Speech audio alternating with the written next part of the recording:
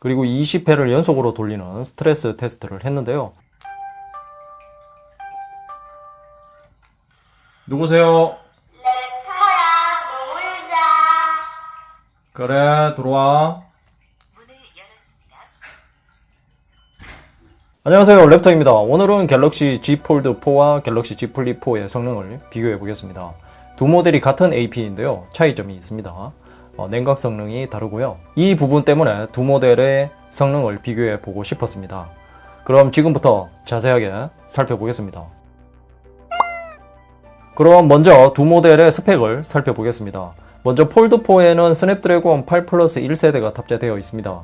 이 AP는 스냅드래곤 8 1세대의 개선 모델이라고 생각하시면 되고요. 삼성 파운드리에서 수율 문제가 있어서 스냅드래곤 8 플러스 1세대는 TSMC 4나노 핀팻 공정에서 생산하게 되었습니다.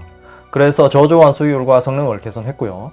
폴드4와 플립4에만 탑재되는 것이 아니고 샤오미 등 타사의 기기에도 탑재되는 모델입니다. 여기에 폴드4에는 히트파이프가 새롭게 적용되어서 전작 대비 냉각 성능을 끌어올렸고요. 반면 플립4에도 폴드4와 동일한 AP가 탑재되었는데요. 폴드4 대비 냉각 성능은 떨어집니다. 방열판만 적용되어서 상대적으로 냉각 성능은 떨어지고요. 성능을 비교했을 때 결과가 어떻게 나올지 상당히 궁금해집니다. 램은 폴드4가 12GB로 전작과 동일한 용량입니다.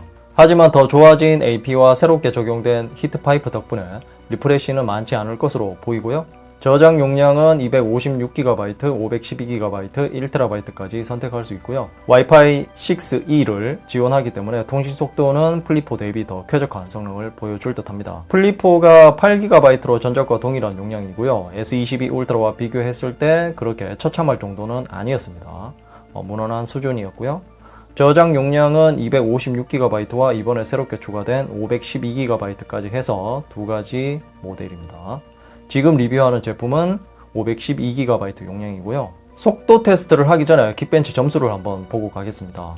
먼저 싱글코어인데요. 폴드4 수치만 보면 S22 울트라의 스냅드래곤 8 1세대 대비 더 좋은 성능을 보여줍니다. 그리고 플립4보다 성능이 더 좋은 것을 알 수 있죠. 확실히 히트파이프가 탑재되어 있어서 성능 하락 없이 계속 균일한 수치를 보여줍니다. 원래 이것이 당연한 것인데요.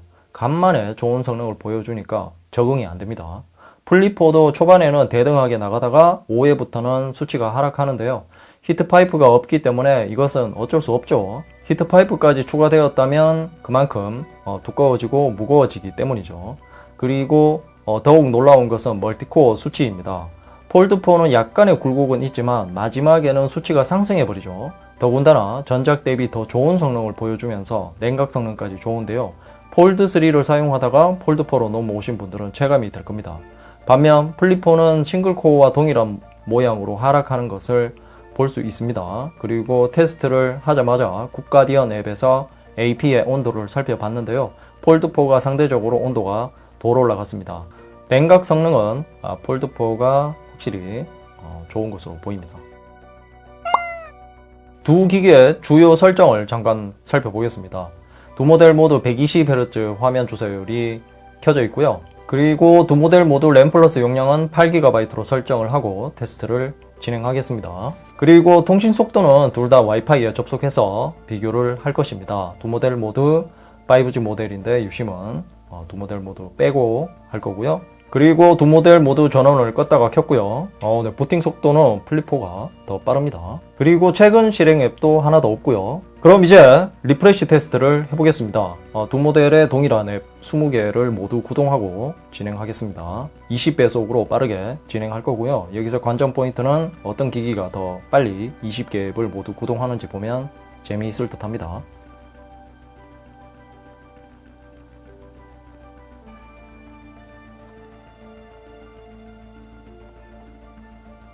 이렇게 해서 모든 앱을 켜놓은 상태이고요. 그럼 유튜브부터 한번 해볼게요. 네, 플립4는 바로 리프레시 합니다. 다음은 네이버. 네이버는 이상 없는 것 같고요. 그리고 티빙도 이상 없고요. 다음은 쿠팡도 이상 없고요. 옥션도 이상 없죠. 배틀그라운드 네, 배틀그라운드는 두 모델 모두 이상 없고요. 아마존도 이상 없죠. 마켓컬리도 이상 없고요. 11번가도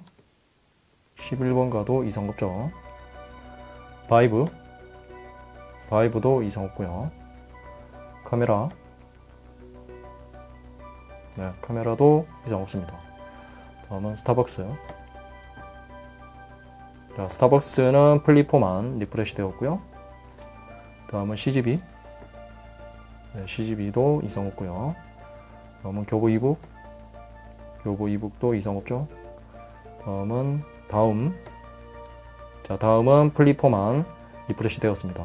폴드4 상당히 괜찮은데요? 리프레시 성능도 괜찮습니다. 다음은 SOS. 네, SOS는 두 모델 모두 리프레시 되었습니다.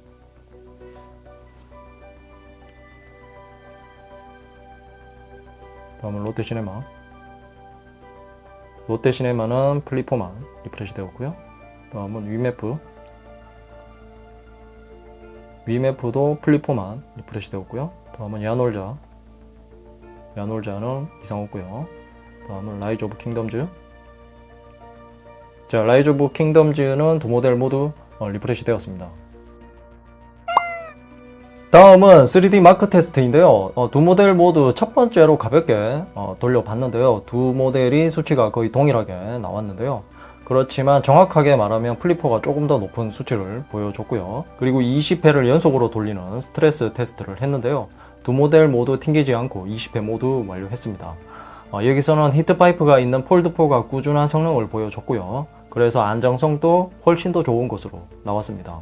그리고 최저 점수 또한 폴드4가 더 높은 것을 볼 수 있는데요. 그래프를 보면 확실히 안정적이죠. 배터리 소모율은 13%로 폴드4가 높았는데요. 실제 소모된 배터리는 15% 정도 소모했습니다. 최고 온도는 폴드4가 42도로 플립4보다 1도 더 높은 것으로 나왔고요. 그럼 이제 와이파이 속도를 측정해 보겠습니다. 따로따로 실행하고요. 동시에 같이 하면 제대로 된 속도가 나오지 않기 때문이죠. 두 모델 모두 KT 기가 와이파이에 접속된 상태입니다. 먼저 폴드4의 와이파이 속도를 측정해 보겠습니다. 네, 그럼 다음으로 플립4의 와이파이 속도를 측정해 보겠습니다. 네, 이렇게 와이파이 속도를 측정해 봤는데요. 전체적인 속도는 폴드4가 조금 더 높게 나왔습니다. 업로드 속도만 차이가 조금 났고요. 다운로드 속도는 거의 같다고 보셔도 무방할 것 같습니다. 그럼 이제 정리를 해보겠습니다. 이번에 정말 삼성에서 두 모델을 작심하고 준비한 듯 합니다. 자사의 파운드리를 포기하고 서로 연결되는 액세서리까지 신경을 많이 썼네요. 특히 폴드4 같은 경우는 오랜만에 플래그십다운 제품이 나왔습니다. 올 초만 해도 S22 울트라가 발열 문제 때문에 S20 시리즈나 노트 20 시리즈를 사용하는 분들이 실망이 컸는데요. 이 때문에 경쟁사인 애플로 많이 넘어갔을 겁니다. 그런 면에서 폴드4는 충분히 추천드릴 수 있는 제품이고요. 아직 실사용에 대한 비교가 남아있지만 폴드4의 사용성은 정말 좋죠. 가격이 비싸서 그렇지만 말이죠. 이상으로 갤럭시 Z 폴드4와 갤럭시 Z 플립4의 성능을 비교해 봤습니다. 궁금한 점이 있다면 댓글로 남겨주시고요. 이 영상이 도움이 되었다면 좋아요, 구독하기, 그리고 알림 설정도 잊지 마세요. 랩터야, 이제 뭐 보는데 너? 좌측은 최신 영상이고 우측은 랩터가 픽한 영상이야. 랩터가 골라주는 영상 볼 거야. 최신 영상 볼 거야.